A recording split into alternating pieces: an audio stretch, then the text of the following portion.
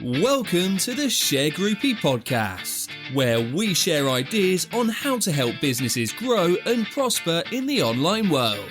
Join host, Chief Shergroupie Claire Sandbrook as she discusses her digital journey and how Shergroup is helping thousands to keep their business flowing and growing. Here on the Shergroupie podcast.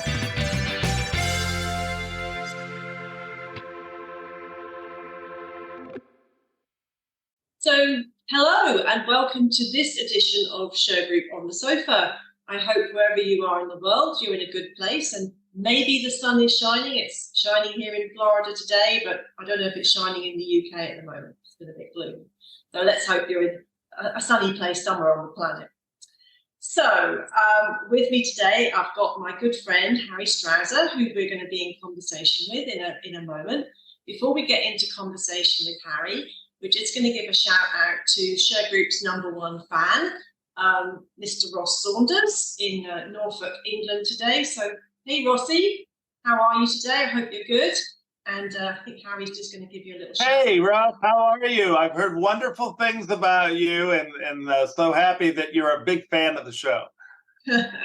He is. So that's great. All right.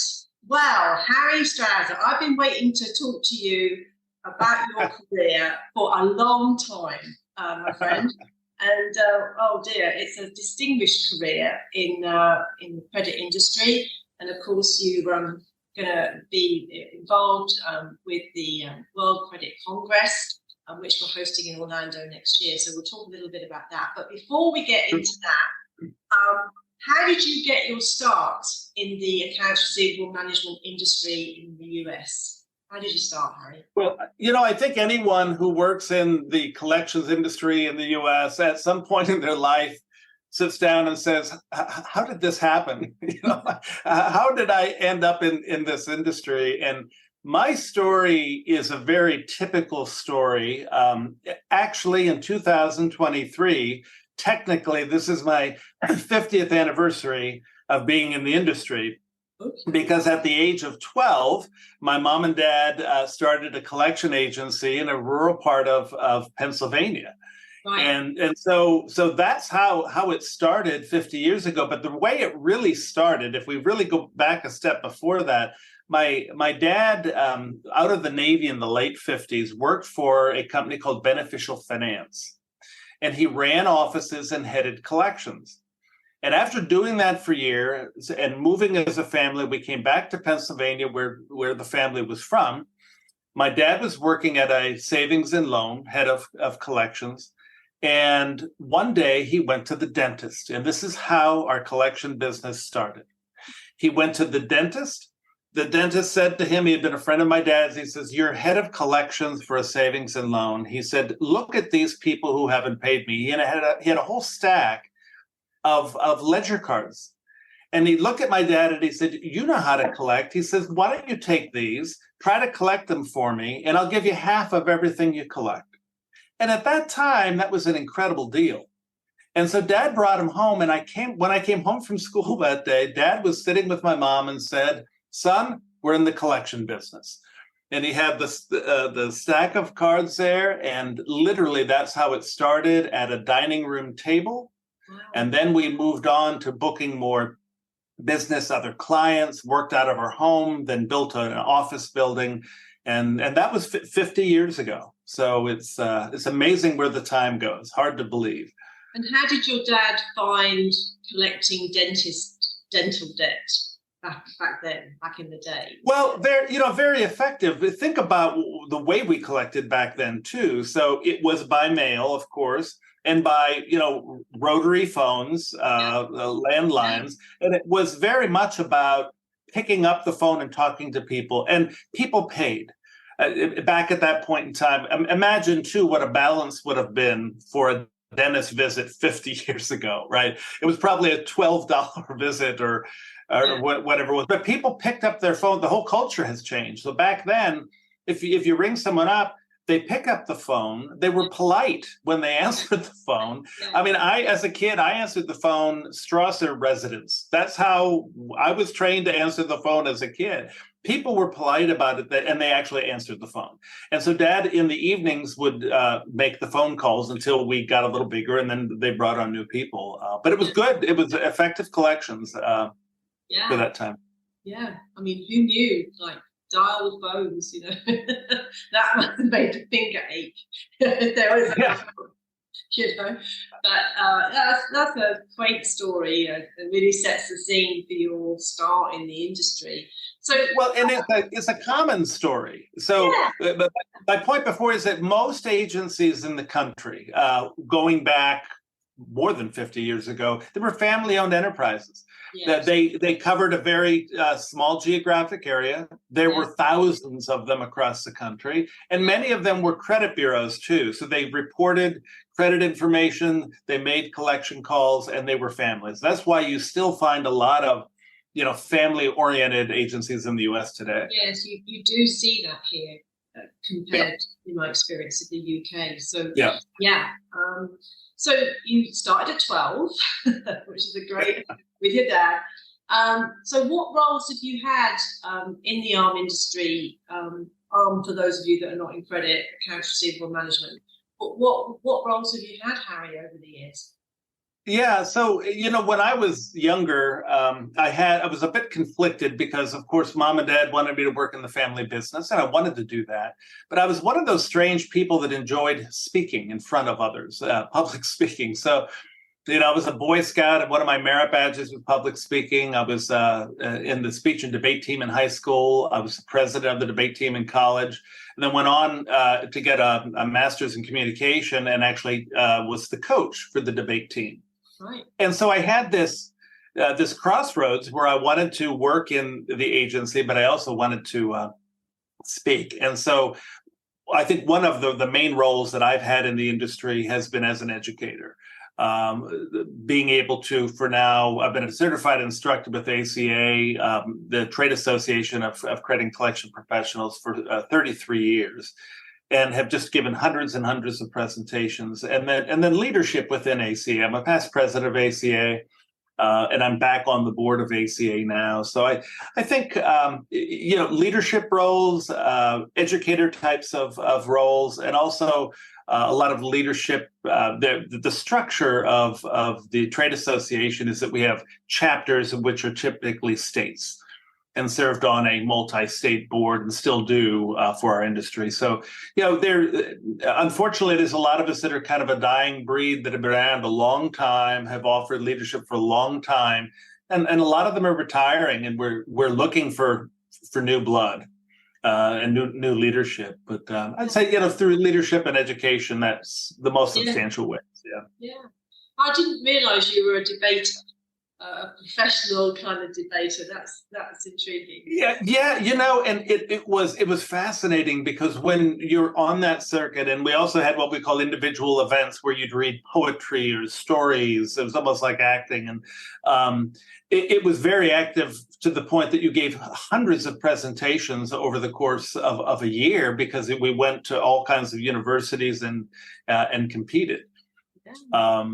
And the way that I got started, and I think it's all about, I think I've served as a mentor in the industry. I've helped individuals that are trying to understand how to better succeed in the industry. I had a mentor in college, a college professor that we became very close. She almost became like a second mom. And she told me, she said, "You will be a professional speaker." She said, "I know your parents want you to work in the family company, but," she says, "you're going to do this." And my first speaking was actually with the National Park Service in the U.S.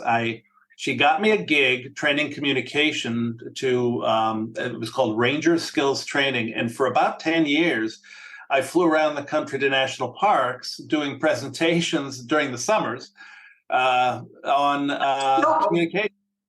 So, great job. That, I tell you what, when you balance the scale, right, with collections and national parks, it was a wonderful experience that helped build the speaking end of what I did. And I tell you too, to go to a national park, get up in the morning, throw on a sweater and jeans, and go on a walk, and listen to a presentation delivered by a ranger. And then at the end, you did introduce yourself and then do an evaluation. So we were kind of an evaluator incognito. So it was just an interesting, the point is that it was a mentor that said to me, you can do more than one thing, and you're going to do this. And as a matter of fact, I'm going to make sure that you have the opportunities. And she paved the way for me. Yeah, it's fantastic. If you're listening to this and you haven't got a mentor in your life, then I think Harry and I would both encourage you to find one and reach out and find one, because it can make an awful difference to where you end up. I think if you're under somebody's wing and they're guiding you, you can just hear Harry's story, how that's made a difference to him. So anyway, you were in Parks and Recreation, kind of. And it sounds fascinating, but in terms of the arm industry, how has that industry changed over this long time that you've given service to it? From when you got. I think the fascinating thing for those of us that have been around for a long time is to see the evolution of the industry worldwide, really, but particularly, my perspective in the U.S. Everything was so manual, and actually, there's so many differences and differentiations that we could have a whole hour program on that. But I would say regulations, because in the early 70s, we virtually had no regulations, and with the advent of the Fair Debt Collection Practice Act in 1978. That started what was a cycle of all kinds of regulations that impact the industry, and to the point today that we have such a long list of and varieties of regulations on the federal basis, on the state basis, and now municipal regulations. Cities like Chicago and New York, they have other layers of regulations. So I think from a regulatory perspective and a compliance perspective, completely different today than it used to be. And then the other enormous issue would be the technological changes. So, in the story back 50 years ago, you would get paper from clients, and then in most offices they would go to a printer and create 4x6 ledger cards, and they would hand type the data from the paper onto the ledger card, and collectors would collect off the ledger card. There weren't any computer systems, and so everything was manual. And now, of course, today the technologies that we have embraced over the years are phenomenal, and the cost of those technologies were a bit prohibitive as they were developed, but over time they become quite inexpensive. So, for instance, call recording. When the concept of call recording came out decades ago, it was extremely expensive to get a call recording device for your office. It was just prohibitive for little companies. Now today, everyone does it because it's so inexpensive. It's part of your phone packages that you have. I think we sometimes forget how far we've come technologically. And I think, as we all have seen, that the technologies in our industry are changing almost exponentially faster.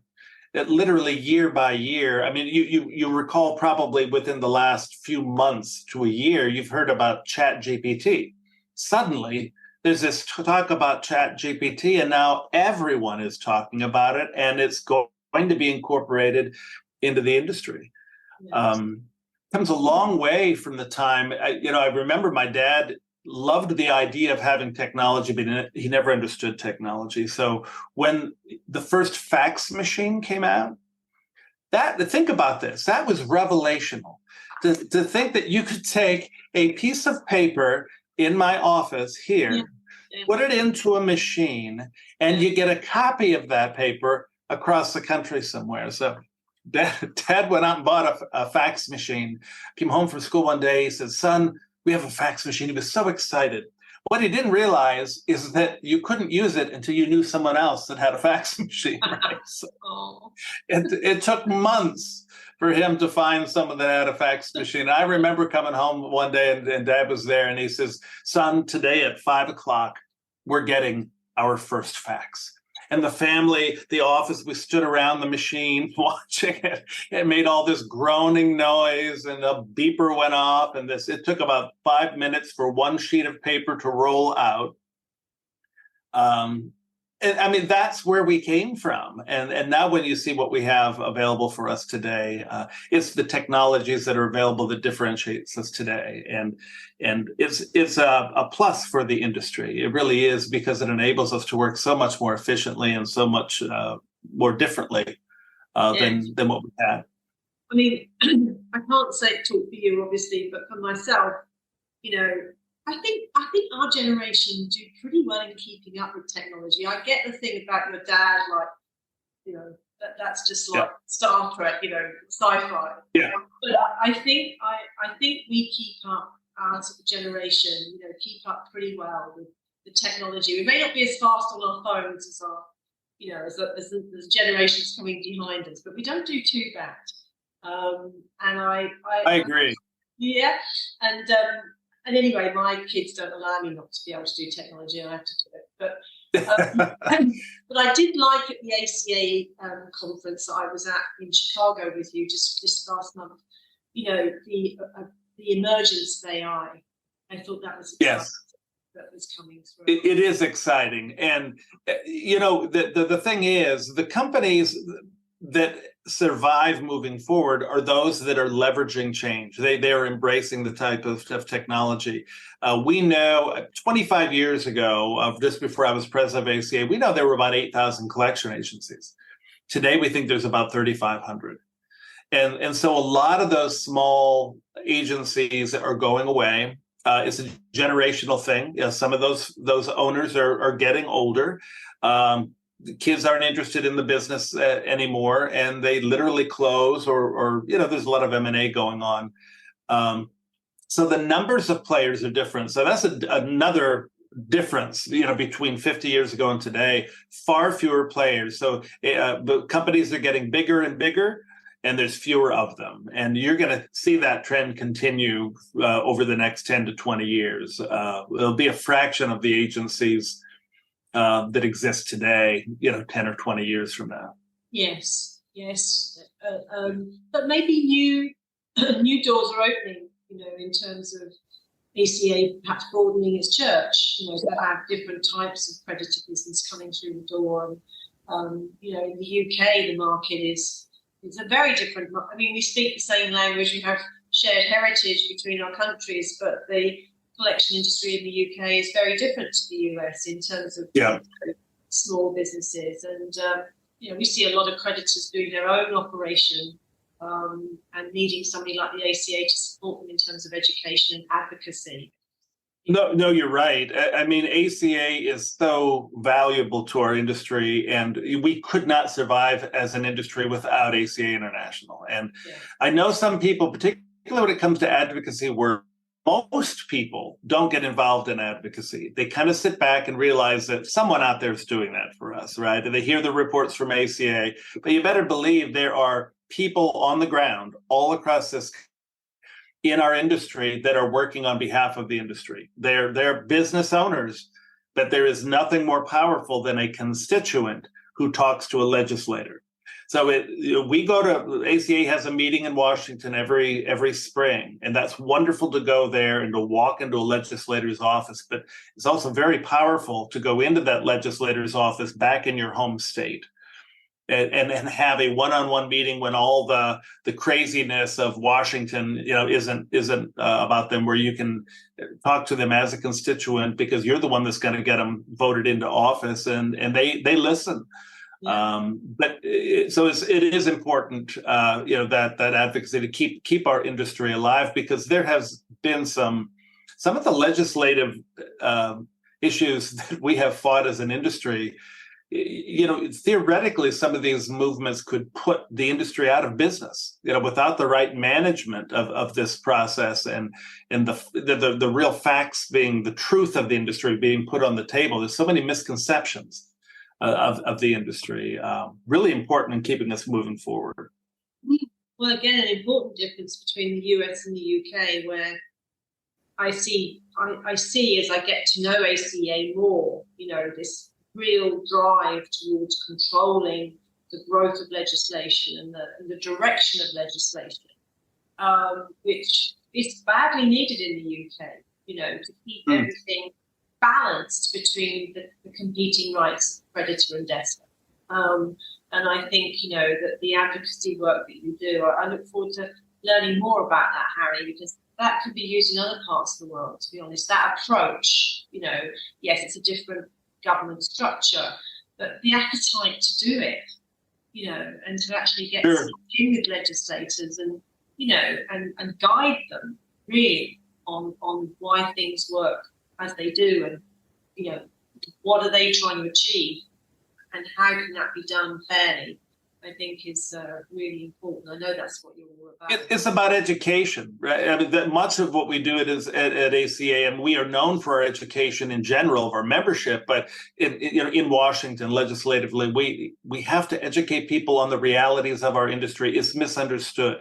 If you can, and I know we talk about Republicans and Democrats, and which side of the aisle supports us and which side doesn't. But it all comes down to working with people that are willing to look at our issues reasonably based upon the facts that we present to them.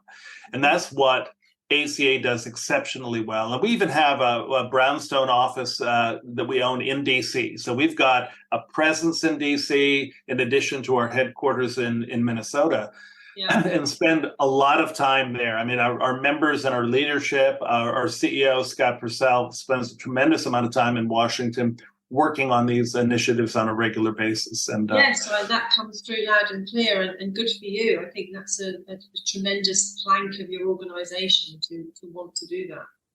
I mean, that obviously is providing your experience and commitment to the accounts receivable management industry is you've got the credentials and everything.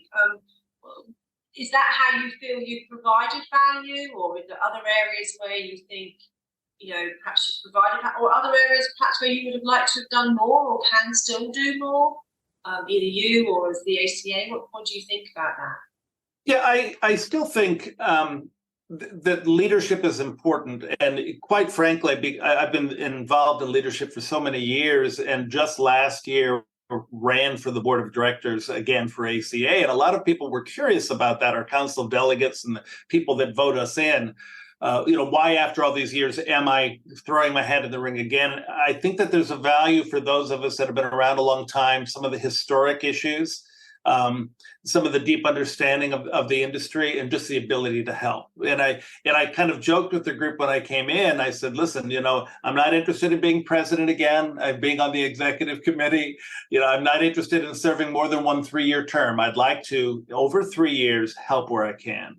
And so I think that kind of issue is important for all of us that have been in the industry for a long time, to give back, to impart some of your knowledge and your thought process on the industry, and still so much of that is done through education. So I still try to keep as active as I can, doing webinars. There's not as many face-to-face opportunities to deliver training, and that is what ACA was about. In the heyday of training in the 90s, ACA was doing 250 face-to-face seminars a year across the country. We were flying all over the place. And you'd come into town for a couple of days, you'd do techniques one day, you'd fill a room. The next day would be the federal laws, Fair Debt Collection Practice Act. And we did this over and over again. So we're not there anymore. That's not the way people consume education today. Where you have rare opportunities, people agree there's nothing that beats face-to-face. But I think those of us, and myself included, that can continue to educate and try to impart some of what we've learned over the years. And a lot of the training work that I had done over the years was kind of motivational in nature, making collectors feel good about what they did and what they do today, how important they are. That's important. Yeah. Yeah, no, that's all good stuff. And what do you think are the arms industry's greatest obstacles in 2023 moving forward? What do you see as the things that we could get stuck on? I think undoubtedly it continues to be the regulations, and not so much that there is one ominous regulation that we're waiting, for that other shoe to drop. It's just the number of regulations, and it's very difficult for agencies to manage all of the regulations, the changes to regulations, how the different regulations interact with one another. If I abide by this rule, am I not abiding by that rule? And so that just creates confusion. And so I believe we're going to continue to have those challenges, and we'll continue to have to manage those challenges and rely upon associations like ACA to help pave the way.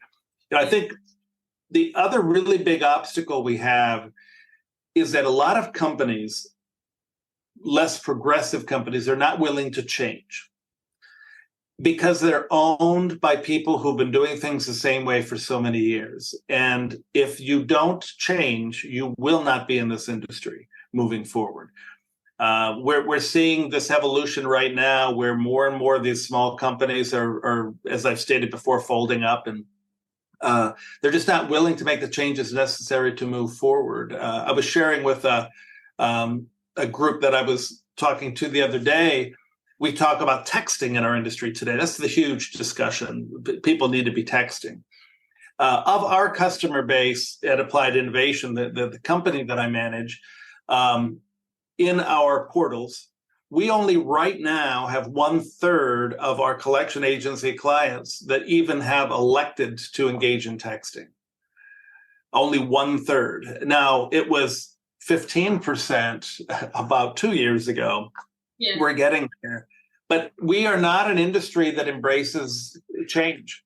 And we've had a lot of changes, and the companies that survive embrace that change, but many times we don't. Yeah. So I think that is one of the bigger obstacles that companies have if they're going to stay in the game, that they have got to be able to sit back and look at how they have to completely rethink their operation from all levels.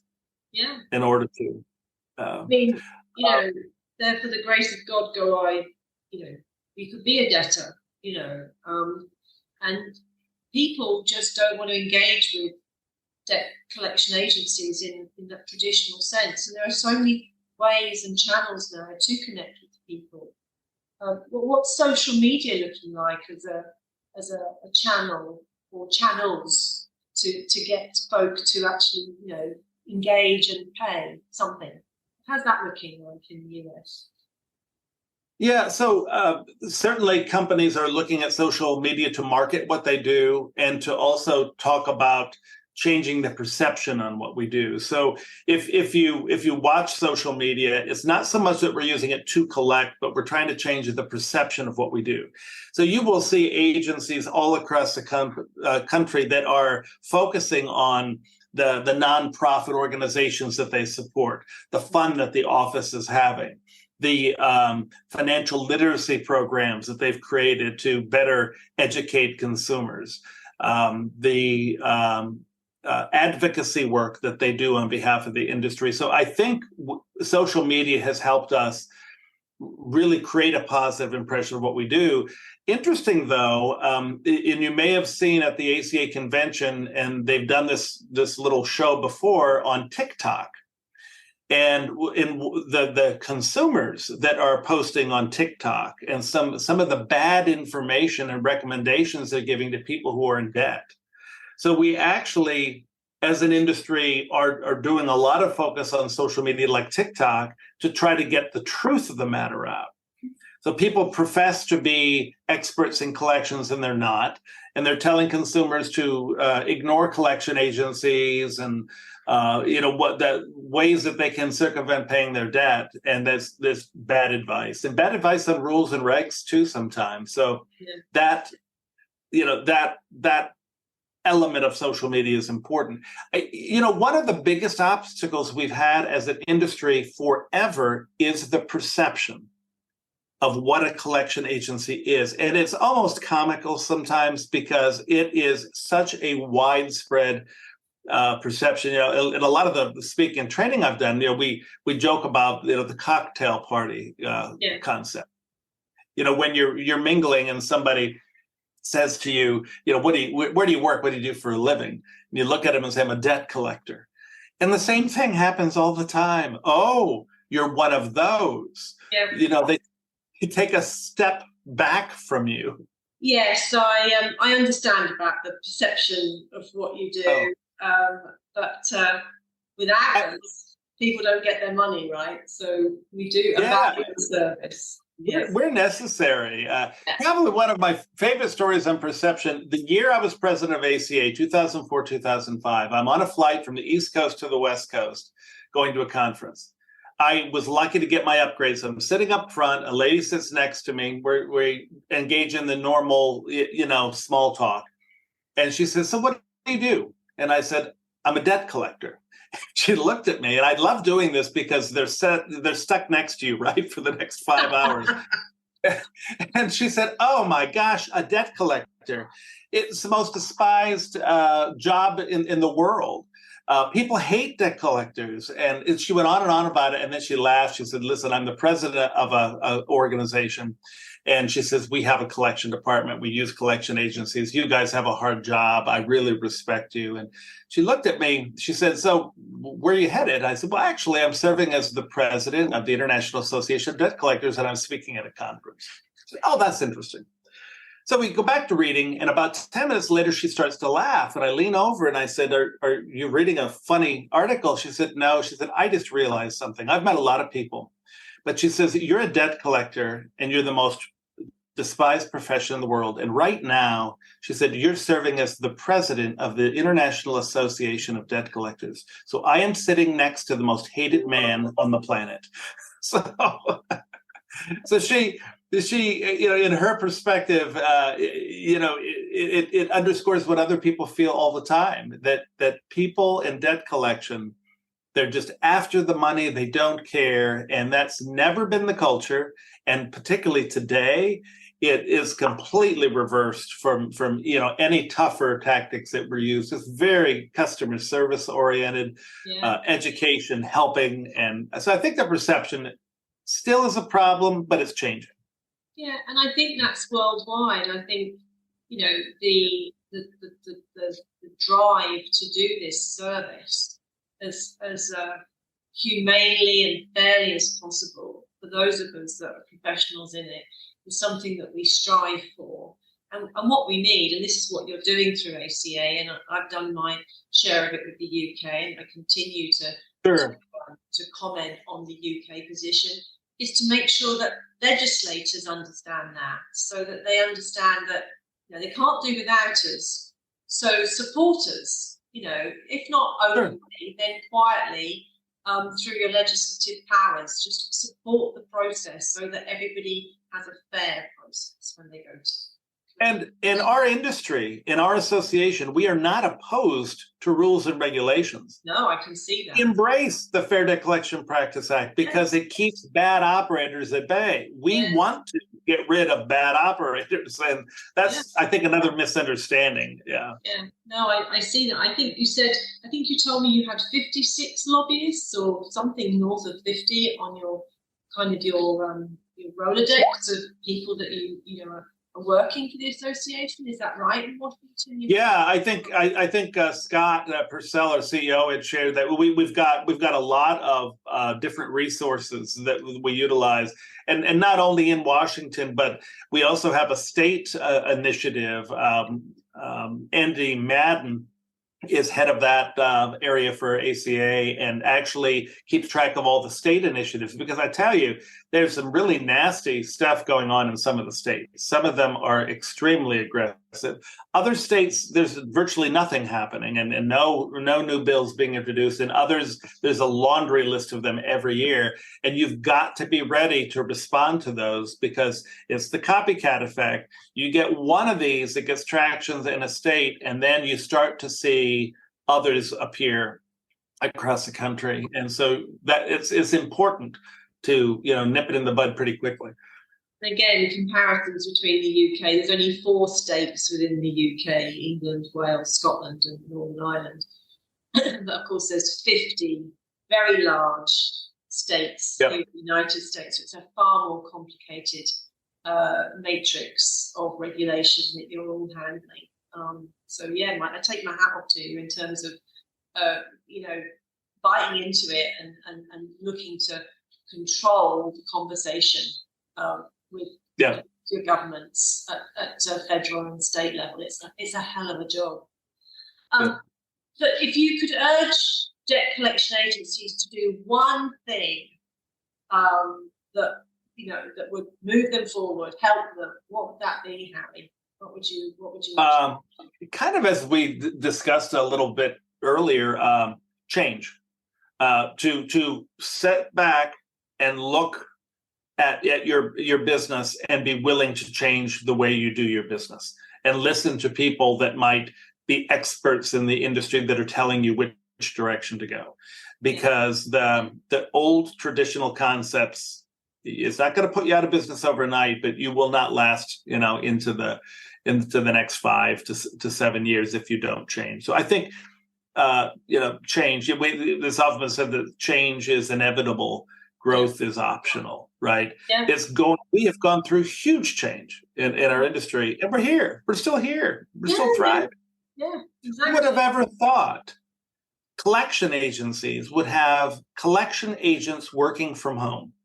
If it wasn't for COVID, I don't know that we would have ever seen that kind of embracing of that type of culture. And guess what? It works. Large companies have embraced work from home. So you have to be open to those concepts. Those are the ones that will survive. So change, I think, is a big issue. Yes, let your people work from home. I advocate that, because my people work the globe from home, and they're much happier. So if you want happy actors, let them work from home. It's a different work model, though, isn't it? It's just a different culture. I think we've moved from that whole concept of the working from 8 to 5. That all the work is done at that time.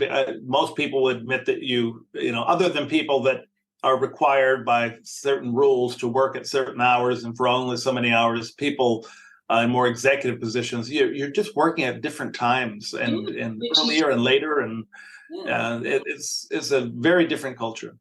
And it's good for the collection industry, because you need to work at different times to catch people in different times. So that's right.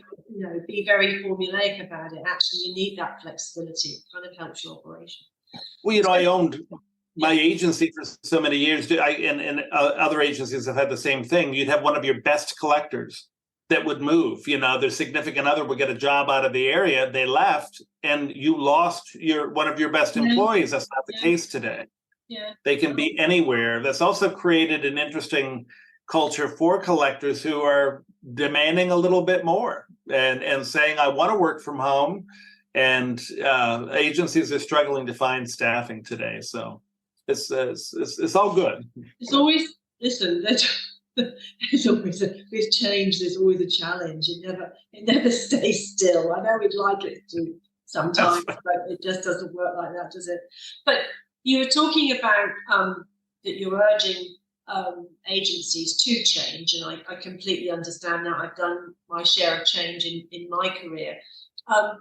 What services are ACA and others in the AMR industry? What are you? What's there to help them manage these challenges that are coming at, which can seem overwhelming? I mean, what do you think is out there? Yeah, and it is overwhelming, and particularly when you're a smaller company. What's true about our industry, and these are stats from ACA and just other things that studies we know about the industry. Even today, about half the organizations that exist in the arm industry have 10 or fewer employees.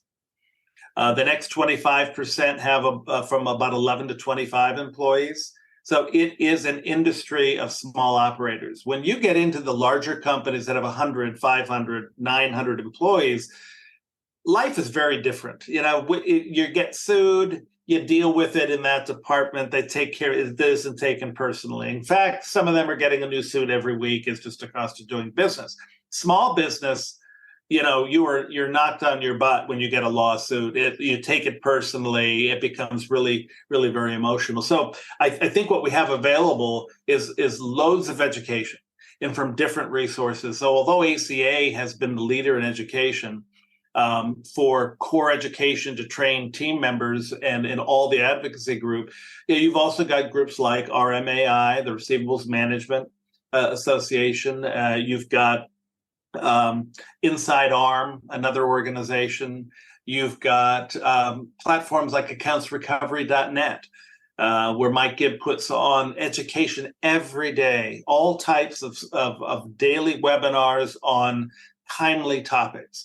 So you are able to very easily electronically tap into a lot of information that you need, or through membership in associations like ACA, you can tap into legal advice from members of ACA that are part of our member attorney program, units of ACA that have an attorney designated to the state with the MAP program that knows the ins and outs of the rules of that particular state that you want to operate in.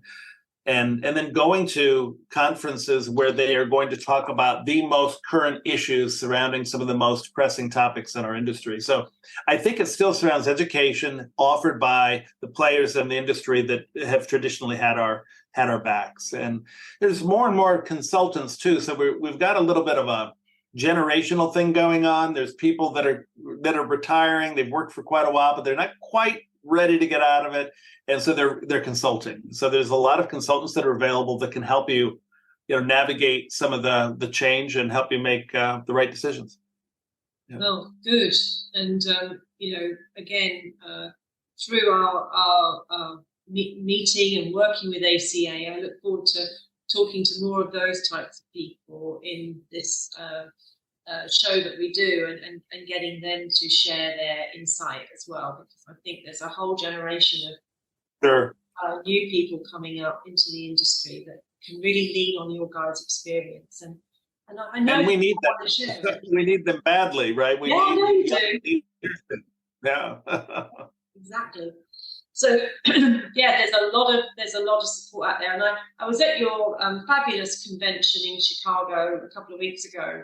And your new president, who's taken over, David Williams. Yeah.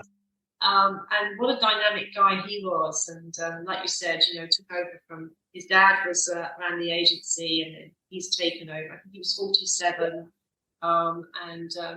really shining a light for the next generation coming up in terms of leading. Well, we're kind of excited about David becoming our new president because it's the first time a current president is a son or daughter of a past president. So it's the first. So Gary Williams, his father, actually served with me in the executive committee a little over 20 years ago. So we were kind of in that same time frame. And so that was kind of fun to see that. And it's a testament to the family ownership dynamic that we have in our industry, and how the continuation of these companies can be quite significant. They formed their companies, become one of the more well-known companies and great reputation in the country. What I saw, and this is for anyone listening who hasn't engaged with ACA yet, it's an incredibly friendly, family feel. Although it sounds pretty grand, you'll understand what I'm saying. You've got lobbyists in Washington, and you're working with legislation, rah rah rah. But actually, the people that make up the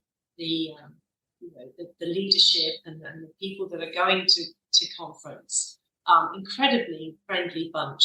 So if you're sitting here thinking, "Oh my God, this is not my cup of tea," I think you get involved, go and have a look. I would encourage you to do that, and look out for Harry, because I know he would like to meet you. So what is your greatest kind of life lesson that you've learned, Harry? It's all this tremendous career, and it's so interesting to hear your story. What's the greatest takeaway people can get from you? Well, I think probably more on a personal basis. My dad, who was well known in the industry and was exceptional at what he did in helping, develop the industry over the years, he would always say to me throughout my life, "Son, one day you will understand." And I know parents tend to sometimes say that to kids, but it was his line he used up until the time that he passed away 14 years ago. And I think that when we reach a point in our lives, the lesson that you can learn is that you do get to a point where you start to understand things differently. You look at things differently, and we can impart some of that knowledge on others and some of those feelings and sentiments on others. It's comical sometimes and sad sometimes to watch the decisions that the younger people make when you absolutely know it's the wrong pathway. And we see the same thing in our industry too. So I think that sentiment that one day you do understand, you look at things very differently. And so I think your life experiences and sharing those experiences are so important for people to understand not only the family nature of our industry, but the importance of our industry. And I think one of the things that I've always tried to do, and it's related to understanding, is to practice empathy. And I've always stood back. Every time you see something unfolding before you, I've always tried to understand what's really happening here. What is it like when you're calling Mrs. Jones about the $2,000 debt on her credit card? What's happening in that person's life? Yeah. I tried to practice this, and a few years ago, I was in a Walmart, and I was about to check out, and there's a lady in front of me, and she was miserable. We call them Karens today, I think. So, and she was miserable to the checkout person, and she was miserable to the lady that was in front of her, and she just went on and threw the money at the clerk, and she was putting her bags in her basket, and one tore, and things were starting to fall out of it, and she's swearing. And I just stood there and thought to myself, what is really happening here?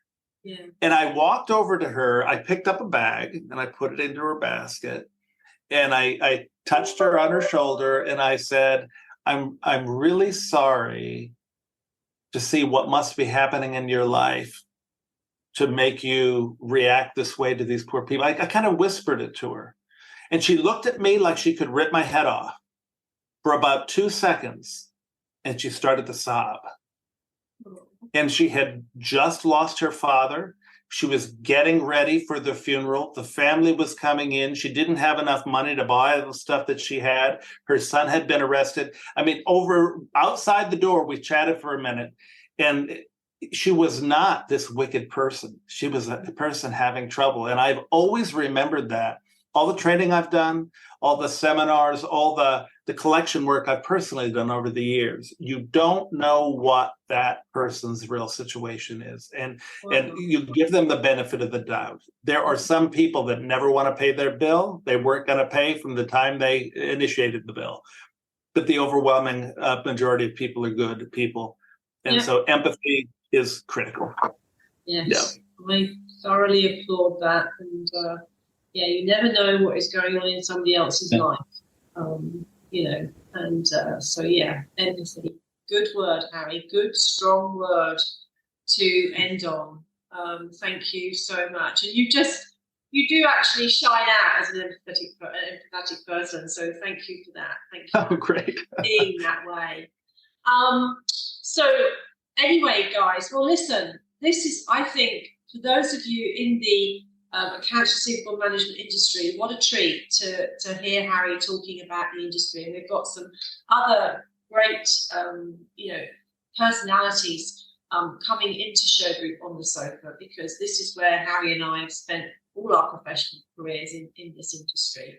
And I feel, very privileged to be able to interview these giants of the US industry, the non-American, wanting to be American, but, the US, people look to the US in terms of, what is the US doing in credit? What is it doing as a leadership country? How is the US market developing for credit? How is its regulation developing? And these are the things that we want to get our good American colleagues to share with us through these sessions so that we can get an insight on that. But maybe for our part of the world, how do we apply that in our part of the world? And Harry, you're a friend to the steering committee of the World Credit Congress, and I know that you're working. Indeed. Yeah, you're working behind the scenes ACA is going to be a key sponsor for the Congress. So wonderful. Thank you so much for doing that. And and just guiding us in terms of, what an American audience want to get from the Congress. So we're really taking soundings from Harry on that, along with the rest of the distinguished steering committee. I know you've all been buddies for a long time across the world. So we look forward to working with you on that. We'll see.